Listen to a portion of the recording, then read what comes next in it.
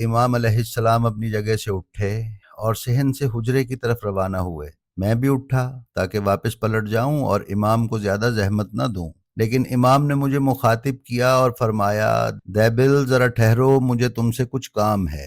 میں رک گیا، اور ابھی کچھ دیر نہ گزری تھی کہ امام علیہ السلام کا ایک غلام سونے کے سکوں کی بھری ہوئی تھیلی لے کر آیا اور اسے میرے ہاتھوں میں رکھ دیا۔ میں نے پوچھا، یہ کیا ہے؟ خادم نے کہا، یہ سونے کے 100 رضوی دینار ہیں۔ ناظرین، یہ سکہ وہ تھا جو مامون عباسی نے امام رضا علیہ السلام کی ولی عہدی کے موقع پر جاری کروایا تھا۔